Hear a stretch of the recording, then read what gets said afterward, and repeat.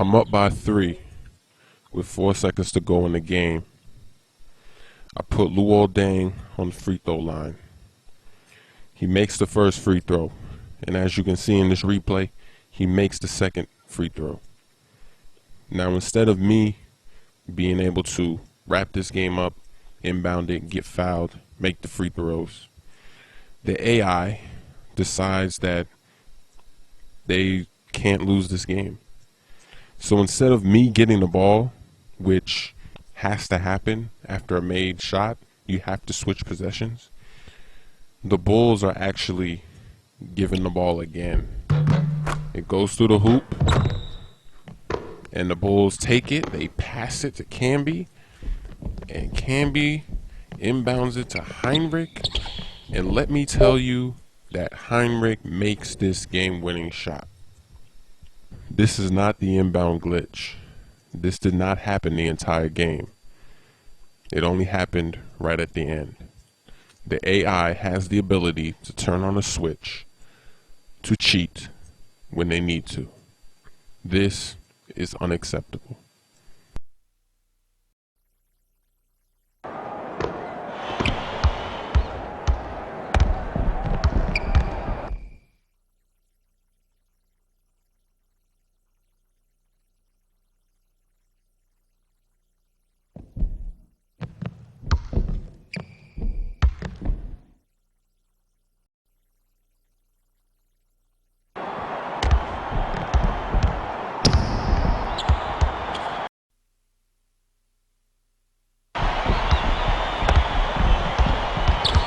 This animation needs to be taken out of the game.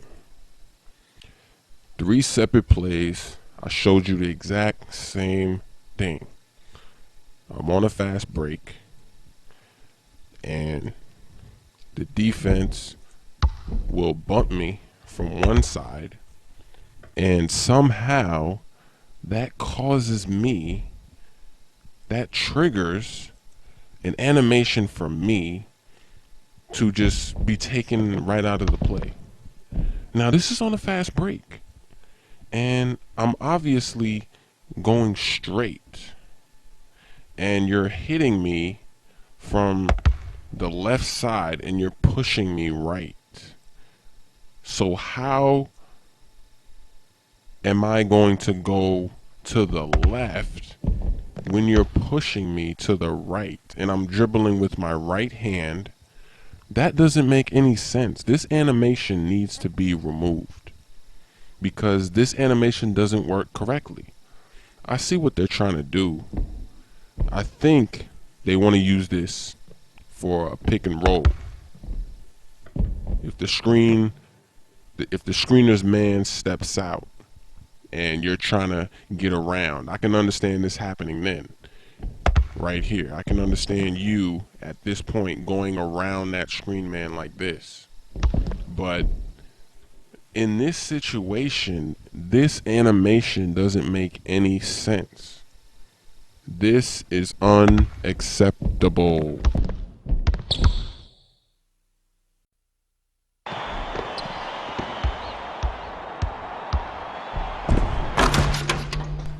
I just want to say that right off the bat, all of these fast break replays, it doesn't bother me if I don't get the easy 2 points, because every fast break doesn't always amount to easy points. But what is happening on these fast breaks is unacceptable. And on this replay, you can actually see that I do score. But my problem is with his running, as you can see right now.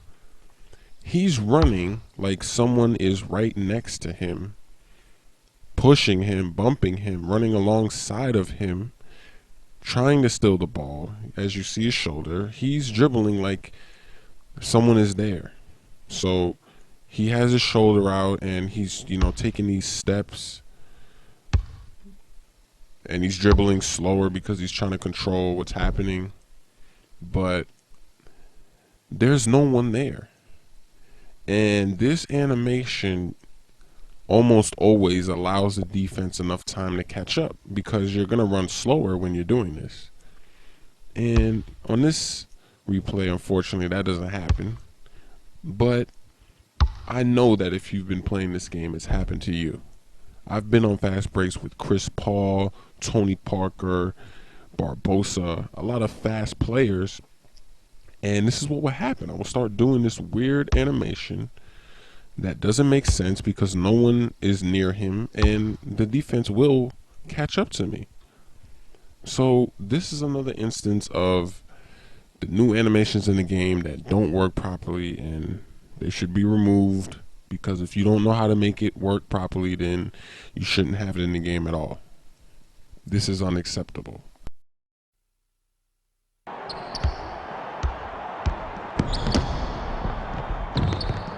This right here is ugly. This play is done. It's ruined. It's over. It was a waste of time. And there's no point in even running plays in this game. 2K was bragging about the spacing in their game. They were promising that they improved the spacing so that your offense can run smoothly. But this play is a disgrace to basketball because this is elementary, this is simple, this is fundamental. So Duncan is being double teamed because it was a huge mismatch, and Harrington had no chance of guarding Duncan. So they bring the double team, and I'm waiting on this. So as soon as they're occupied with Duncan, I'm passing it to Crawford. And Crawford is wide open. So this should be a shot, a drive, something. But when I make this pass, for some reason, Tony Parker is coming over. And by doing that, he brings his defender right in my face. Monta Ellis is right in my face. So this play was just a wasted play. And this is the Spurs, and that's Tony Parker, and this is their plan. This is their offensive plan. This is what they do every game. They post up Duncan, he dominates, and he demands the double team, and then he passes out of the double team, and they get shots from his double team. And there is no way that Parker would be dumb enough to come over here, because even if Monta Ellis rotates over to Crawford, it wouldn't matter, because then I could just pass it right here. And then Tony Parker could drive, or if this guy comes over, then I could pass it to him. And this problem did not exist in 2K8. And for proof, I actually have a video up called Double Team Duncan, and it was from NBA 2K8. And I would always get a shot or something. Even if I didn't make it, at least I'd get something open. But this year, this is just a disgrace to basketball. And there's just so many things about 2K9 that don't make sense to me, because last year these problems didn't exist.